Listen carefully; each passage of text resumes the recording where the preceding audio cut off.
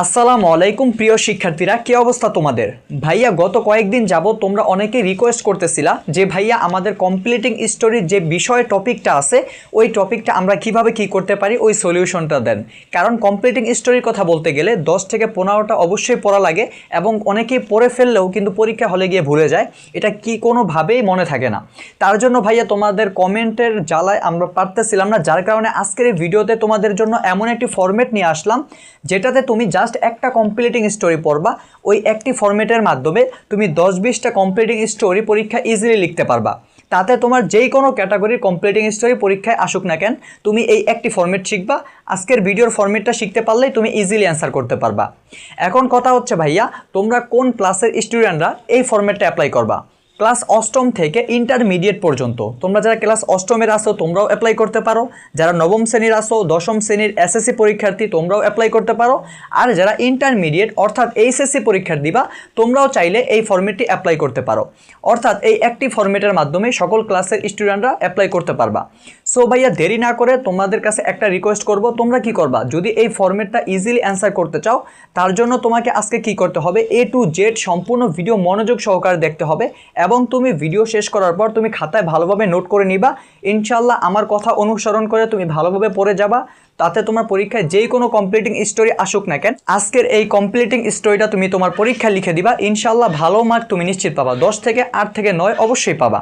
So ভাইয়া তোমাদের কাছে একটা রিকোয়েস্ট থাকবে, তোমরা যারা চ্যানেলের নতুন অডিয়েন্স রয়েছে তারা ভিডিওতে অবশ্যই একটি লাইক করে দাও আর চ্যানেলটা সাবস্ক্রাইব করে দাও এবং কমেন্টে তোমরা জানাতে পারো তোমরা কী কী টাইপের ক্লাসগুলো চাও, তাহলে আমরা অতি শীঘ্রই তোমাদের ক্লাসগুলো নিয়ে আসতে পারবো। সো ভাইয়া চলো বেশি দেরি না করে তোমরা ভালোভাবে ভিডিওটি ফলো করো এবং তোমাদেরকে আমরা কমপ্লিটিং স্টোরির ফরম্যাটটা দেখিয়ে দিচ্ছি। অলরাইট ভাইয়া, আমরা চলে আসলাম মোবাইল স্ক্রিনে। তোমরা দেখতে পাচ্ছ আমাদের কমপ্লিটিং স্টোরিটি শো করতেছে।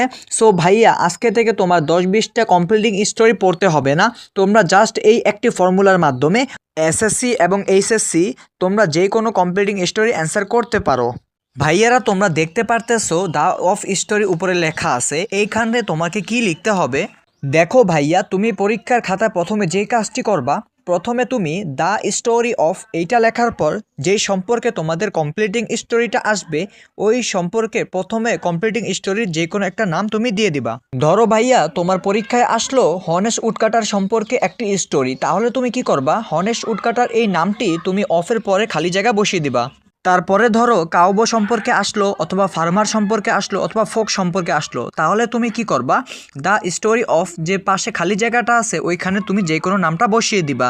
যেমন ধরো the story of honest woodcutter.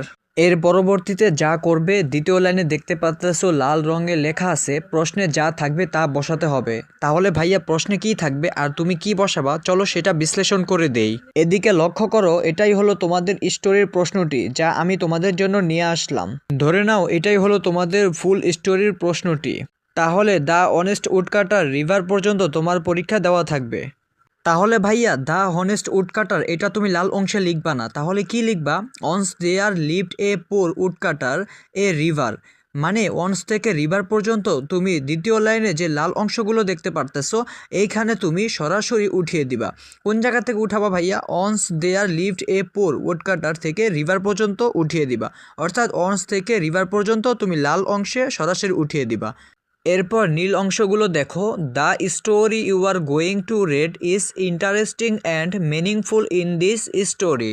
The main character face a situation with becomes the center of the whole event.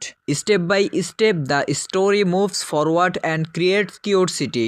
This curiosity makes the story enjoyable and attractive.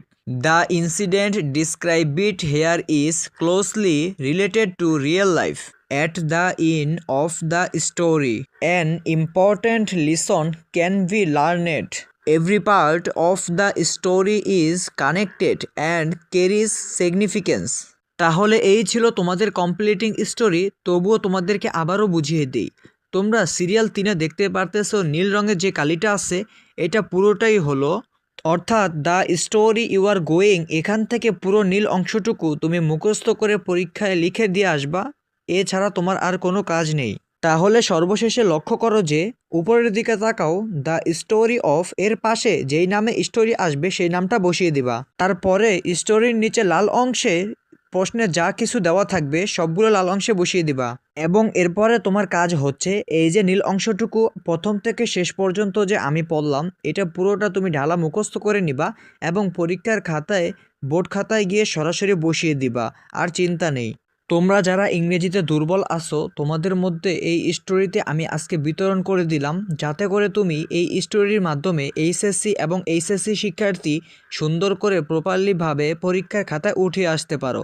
তো ভাইয়া চলো আমরা হোম স্ক্রিনে ভিডিওতে চলে যাই। সো ভাইয়া এই ছিল আজকের আমাদের মূল ভিডিও, কিভাবে তুমি 10-20টা কমপ্লিটিং স্টোরি না পড়েও জাস্ট একটি কমপ্লিটিং স্টোরি অর্থাৎ একটি ফরম্যাটের মাধ্যমে কিভাবে তুমি অনেকগুলো কমপ্লিটিং স্টোরি ইজিলি শেষ করতে পারো। ওই ফরম্যাটটাই তোমাদেরকে দিয়ে দিছি। যদি ভিডিওটি ভালো লাগে একটি লাইক করে দাও আর চ্যানেলটা সাবস্ক্রাইব করে দাও এবং তোমার বন্ধুদের সাথে শেয়ার করে দাও, যাতে করে তারা এই ফরম্যাটটি পেয়ে উপকৃত হয় এবং কমপ্লিটিং স্টোরি নিয়ে কোনো প্যারা না খাওয়া লাগে। সো ভাইয়া দেখা হচ্ছে পরবর্তী নতুন কোনো ভিডিওতে। সে পর্যন্ত ভালো থাকো এবং সুস্থ থাকো এবং সদা সর্বদা ইমদাদুল একাডেমি টিমের সাথে জুড়ে থাকো। আল্লাহ হাফেজ।